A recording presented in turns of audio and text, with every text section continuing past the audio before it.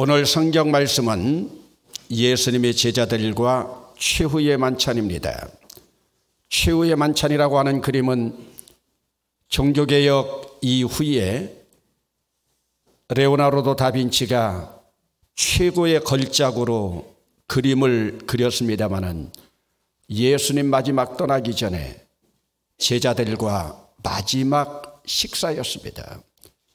최후라고 하는 것은 우리에게 언제나 의미가 있는 거죠. 최후의 만찬은 고별의 만찬입니다.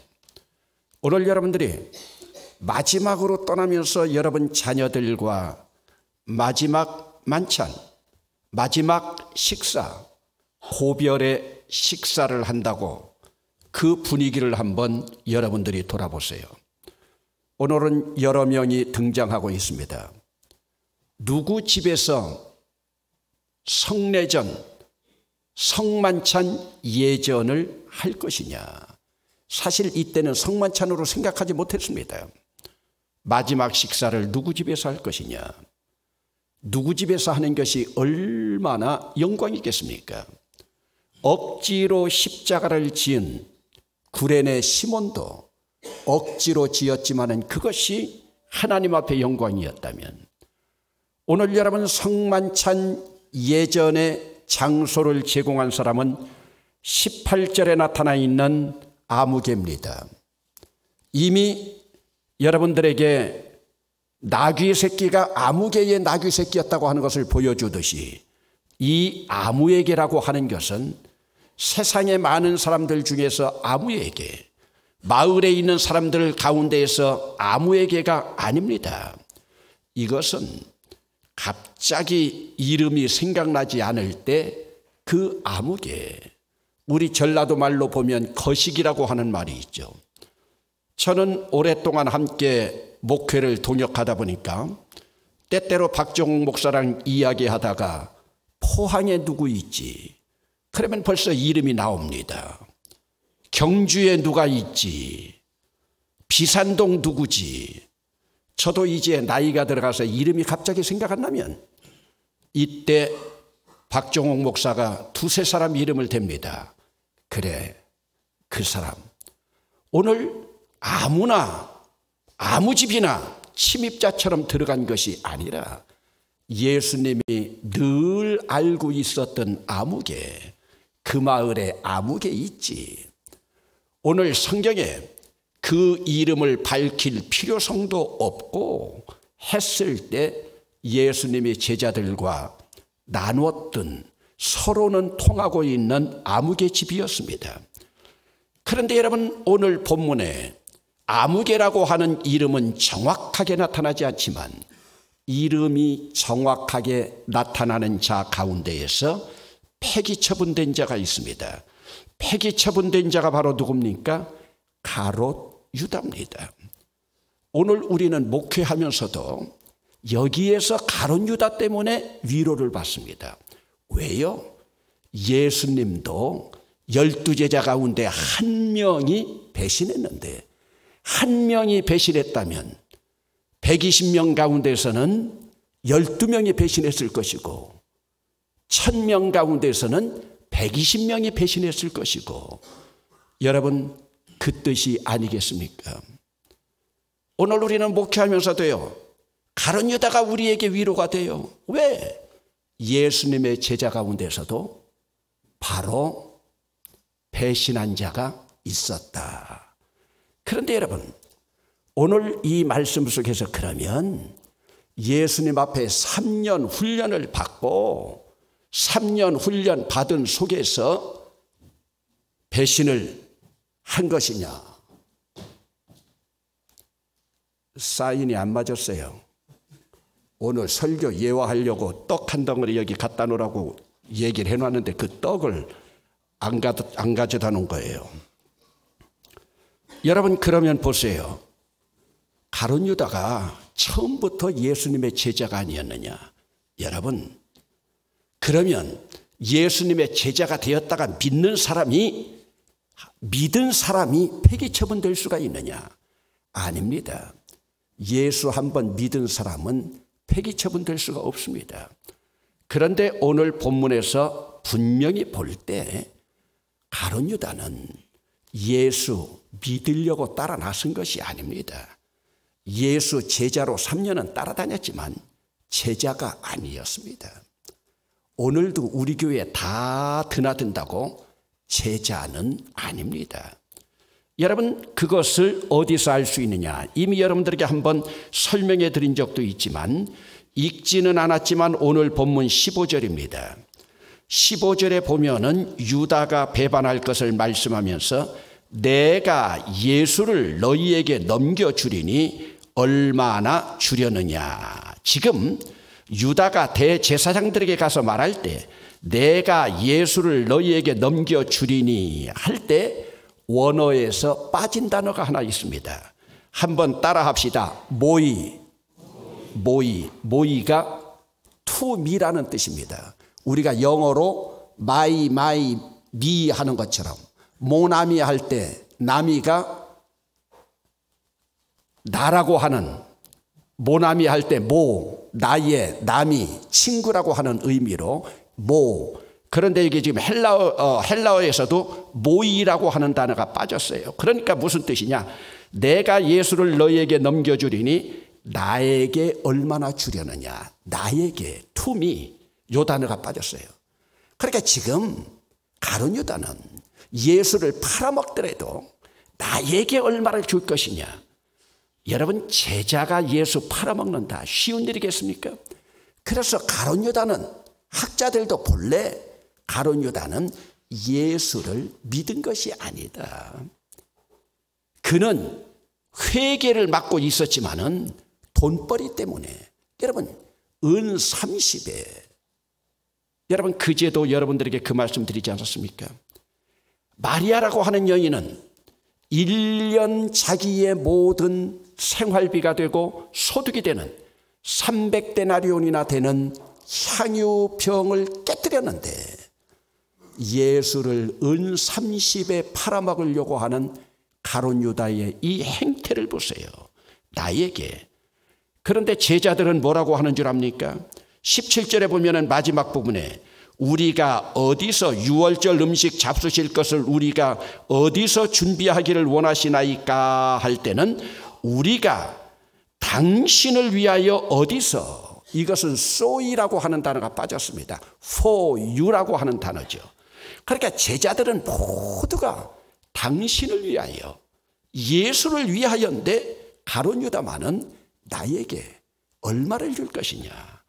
엄밀히 말하면 가룟 유다는 지금 나병에 빠져있는 그러한 자입니다. 그러면서 오늘 주님께서 하시는 말씀, 나를 믿으라, 나를 사랑하라, 나를 섬기라. 여러분, 마지막 가시는 말씀 가운데서는 나를 믿으라 말씀하지 않았습니다. 나를 사랑하라 말씀하지 않았습니다. 나를 섬기라 말씀하지 않았습니다. 오늘 최후의 밤에 뭐라고 말씀하고 있습니까? 따라 합시다. 내 살을 먹고 내 피를 마시라. 여러분, 나를 믿으라, 나를 사랑하라, 나를 섬기라 말씀하지 않았습니다. 내 살을 먹고 내 피를 마시라. 그러면서 저는 오늘 26절에 나타나 있는, 한 절에 나타나 있는 4개의 동사만 보려고 합니다. 이것은 예배학 성만찬 예전에서 상당히 중요한 단어입니다. 그들이 먹을 때에 예수께서 떡을 가지사, 여기서 갖는다고 하는 것은 테이크입니다. 테이크라고 하는 것은 갖는다. 여러분, 출애굽기 12장 가운데서도 유월절 양을 잡을 때에 사람들에게서 양을 취하여 양을 잡아, 이미 여러분들에게 설명드렸죠. 우리말로는 양을 손으로 잡는 거나 죽여서 잡는 거나 같은 잡는 거로 생각하는데 먼저 테이크입니다. 양을 잡아서, 이것은 잡아서라기보다는 차라리 취해서 3일 동안 집에서 관찰하고 봤다가 3일 후에 유월절 날 잡아서, 그래서 처음에 잡는 것은 테이크, 다음에 잡는 것은 죽이는 것이니까요. 그러니까 여기서도 지금 제일 먼저 여러분들이 예수님께서 떡을 가지사, 떡을 손에 테이크하사, 이것은 무슨 말씀이냐? 이 세상에 많은 떡이 있습니다. 그러나 그 많은 것 가운데 선택된 떡입니다. 이것이 바로 유월절의 떡이 됩니다. 오늘 우리는 이 세상에 많은 사람들이 있습니다. 그 중에서 이 시간에도 선택되어서 주님 앞에 취하신 바 된 줄로 믿습니다.